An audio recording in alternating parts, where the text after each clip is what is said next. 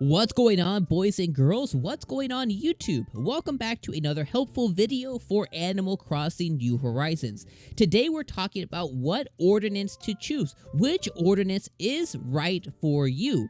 We're going to go through all 4 of the different ordinances, and we're going to talk about what each one does and why that ordinance may be right for you. With the addition of the 2.0 update in New Horizons came ordinances. This has been a long time thing that we have been asking for in New Horizons that was an option in older games. Reason being is this allows us to choose and manipulate certain things on the island to be exactly like how we want.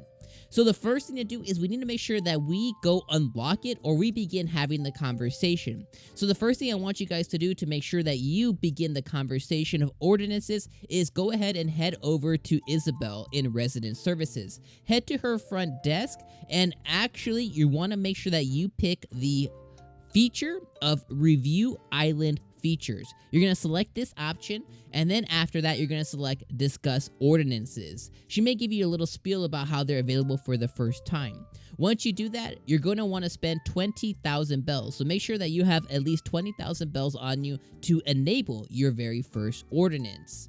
Okay, the next thing is make sure that anytime you want to change this, because you can change it at any time, it'll cost you 20,000 bells. So if you make the wrong decision at first, it's okay. You're just going to want to make sure you have 20,000 bells every single time that you want to change an ordinance.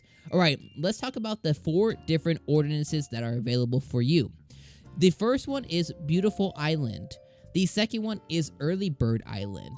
The third one is Night Owl Island. And the fourth one is Bell Room Island. Now, the first one, Beautiful Island, is going to ask folks on your island to pitch in with weeding, watering flowers, and clearing trash from our waters.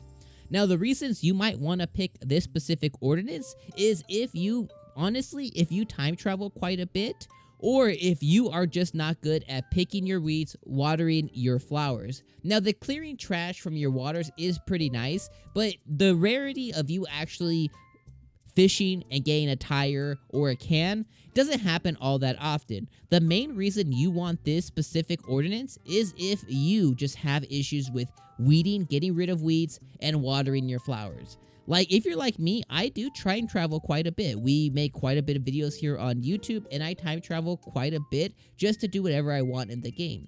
Now, you might be a purist, and this can still be for you, or you could be like me and time travel. Now, if one of those two things are you, then this is the perfect ordinance to pick.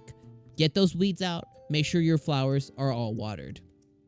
The next one is the Early Bird Island. The Early Bird Island asks residents to be more active in the morning, and their businesses are open earlier. So if you find yourself maybe playing before school, playing before work, and you don't really time travel at all, then this one can be really good for you to ensure that your stores open a lot earlier. For me personally, I struggle with all of these options because I love the 5 a.m. music, I love the 6 a.m. music, so even as a time travel, sometimes I will set my game to those times just to listen to the music, but the stores aren't open, so it's inconvenient. So if you find yourself up a lot earlier, then the Early Bird Island could be for you.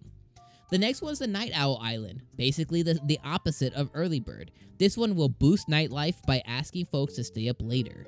We've also have island businesses extend their hours. So the thing about Night Owl one is a little bit different than Early Bird is your island residents will wake up later or they'll stay up later, so that way you can see more of your residents roaming around your island. So no longer after like 7 p.m. will they be inside their homes. They will be outside more and about. That way you can interact with them if you find yourself playing the game more at night. On top of that, your stores, your businesses will also stay up a lot later as well, and they will extend their hours out. So if you find yourself playing too often late at night and you can't go and sell something to the Nooklings, you can't go buy a fishing rod, buy a DIY, then this could be the perfect island ordinance for you. The last one is Bell Boom Island. This is really good for a lot of people who don't have a lot of bells yet, or who aren't concerned too much with buying, but more what they can get from selling. So the Bell Boom Island causes the cost of goods on the islands to go up. but so would the amount folks get from selling. So for example, for this one, you may have, let's call it a orange, and the orange maybe sells for 50 bells. Well, now it might sell for 100 or 150 bells. Conversely, your normal items that are there, let's call it like candy or like a coffee drink that might have cost you 100 bells from them, may now cost you 2 or 250 bells. So it's a give and take. You will have to spend more if you need to buy something, but the positive is the things you sell to the Nooklings will be a lot more worth a lot more bells. So that means you're going to be able to get a lot more money back. This might be something good, again, for somebody who's low on bells pretty frequently. Alright everyone, those have been the 4 ordinances. Shout out in the comments down below, what ordinance are you going to go with? Which one appealed to you the most? Personally, I went for Beautiful Island. My biggest struggle is weeds and watering my flowers, so I want to make sure my island is taken care of at all times. Thank you guys for joining me for another how-to helpful video right here for Animal Crossing New Horizons.